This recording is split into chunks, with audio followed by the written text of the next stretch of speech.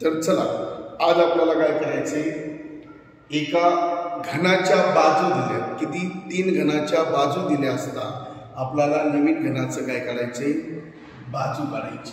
मग काय सांगते तर 3 घनाची बाजू अनुक्रमे 6 सेंटीमीटर, 1 सेंटीमीटर आणि 8 सेंटीमीटर एका घनाची बाजू।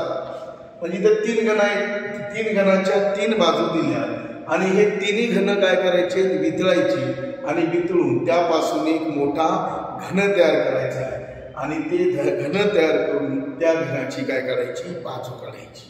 मग मग आता तिन्ही घनाच्या 3 बाजू आहे, मग काय करा, नवीन घनाची घनफळ करा, नवीन घनाची घनफळ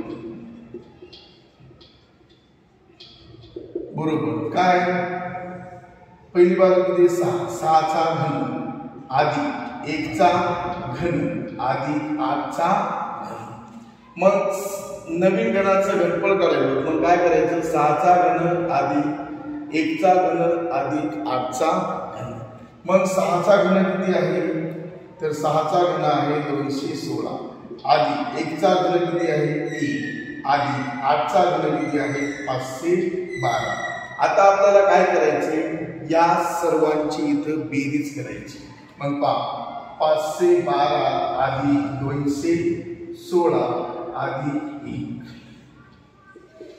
मग 6 आणि 2 8, 8 आणि 1 9, 1 आणि 2, 5 आणि 2 7, किती आलं 729 घन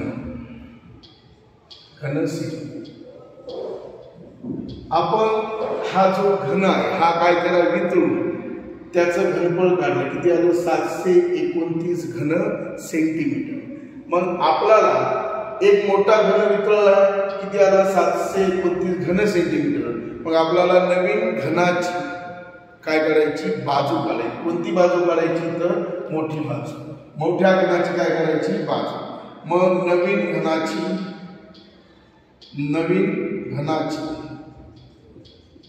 बाजू कोणत्या घनाची, मोठ्या घनाची, मोठ्या घनाची। मग मोठ्या घनाची बाजू काढायची।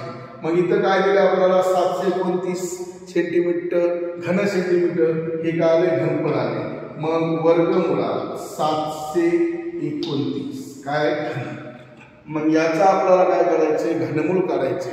मग 729 हे कोणत्या याचं घनमूळ आहे, तर हे आहे 9चं। मग काय 9 सेंटीमीटर ही काय आली, मोठ्या घनाची बाजू आली। मग अशा तऱ्हेने जर घन वितळून जर आपल्याला बाजू काढायची असेल तर आपण अशा प्रकारे काढू शकतो।